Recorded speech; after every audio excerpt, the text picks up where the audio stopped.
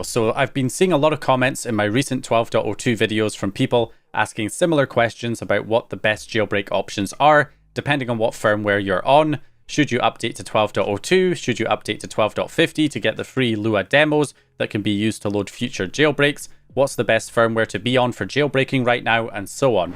So that's what I'm covering here in this video to see where things stand now that this new jailbreak is with us.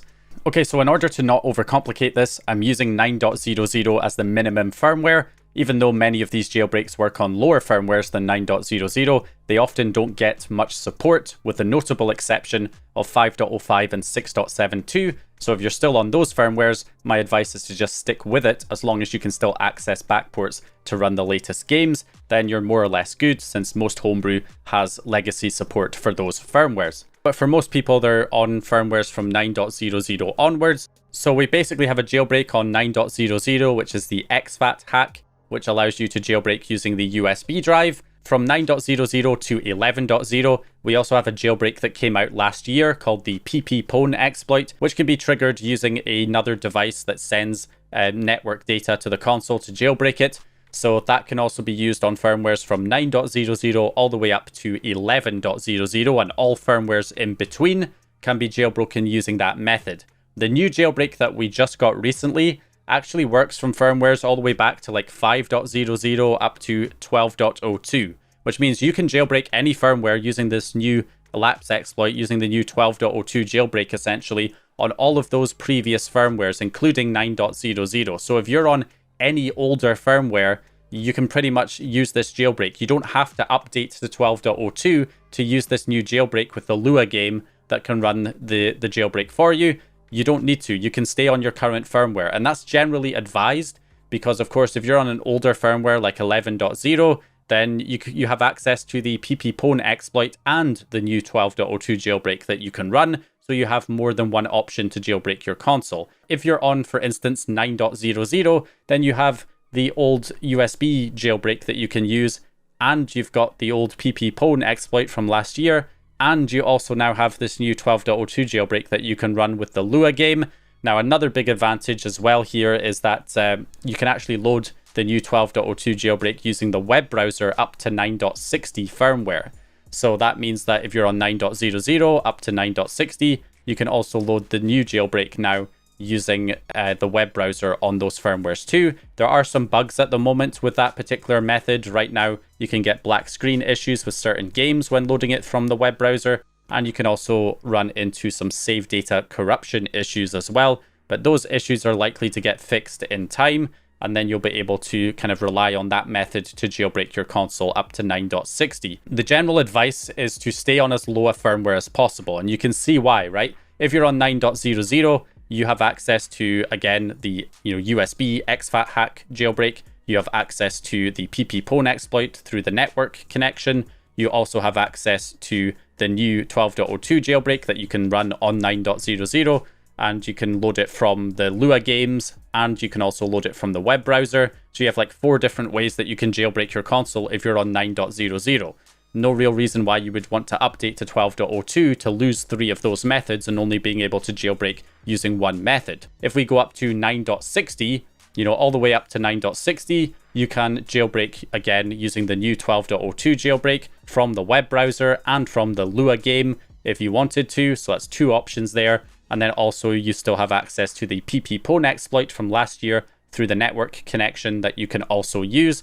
So that's 3 different ways essentially that you can jailbreak your console up to 9.60. Once you go past 9.60 to firmwares up to 11.0, then you can no longer run the new 12.02 jailbreak from the web browser because it was patched after 9.60, but you can still load it from, of course, the Lua games, the Japanese games that can be used to load it. You can still load the jailbreak that way. And of course, you can also load the pp-pwn exploit from last year from the network connection. That is another option as well. So you have kind of 2 ways that you can jailbreak up to 11.0. And again, this is up to this firmware, so that includes previous firmwares as well, not just 11.0, but up to 11.0. And then after that point, you then get to firmwares above 11.0, like 11.02, all the way up to 12.02. So that encompasses 11.50, 11.52 as well, 11.02, those firmwares. So firmwares above 11.00 can no longer access the pp-pwn exploit, so you only then have one option to jailbreak your console, which right now is to currently use the new 12.02 jailbreak with the lapse exploit and use the Lua games, the Japanese games, to load them. And that is pretty much the only way to jailbreak right now, until maybe a future WebKit exploit comes out that works up to these higher firmwares that we can then use to load it from the web browser. But that's not available at the time of recording this video. It's not available yet. We have to use the Japanese games to load them right now. So that is the general idea. And just by looking at this, you can clearly see why the general advice is always to stay on as low a firmware as possible. Because the lower firmwares we go here, the more jailbreaks, the more vulnerabilities are available to you. Especially since this new jailbreak can run on all of these older firmwares too. So if you're on 9.00, you can use the new jailbreak that just came out on 9.00. You don't have to update, but you also have access to all the old jailbreaks too. Whereas if you update to 12.02, you only have access to the new jailbreak that came out and none of the previous ones. So that is why the general advice here is always to stay on as low a firmware as you possibly can. Now, if you're already on the latest firmware where you're not able to take advantage of any of these previous jailbreaks, then yes, you can prepare for future jailbreaks by getting the free demo versions of these Japanese games so that you will not have to buy a physical copy when a new jailbreak comes out. And then you can use the Lua loader with those free demo versions of those games to load any future jailbreaks that come out for the PS4. But you should not update from an older firmware, obviously, to 12.50 to get those free demo games, because you're already on a jailbreakable firmware if you're on a firmware lower than 12.50. Because any firmware lower than 12.50 is already jailbreakable. You just don't have a way to load it right now if you don't have one of those Japanese games. But what you can do is just either wait for a web browser version of the exploit to come out in the future, which will likely end up happening eventually, or you can simply wait for some of these Japanese games to go back in stock, or for more games to be added, to be supported, so that you can load other games to trigger the jailbreak, and maybe some game in the future will come out that's available in other markets, not just Japan, so that you'll be able to access it more easily. That's much more likely than a new jailbreak coming out right around the corner, but obviously we can't tell for sure until something like that actually happens. So generally it's just better to wait on as low a firmware as possible so that you can take advantage of more vulnerabilities and you're more likely able to jailbreak your console. So staying on the lowest firmware possible, that is the best policy, and that has been the advice since forever pretty much with the PlayStation 4.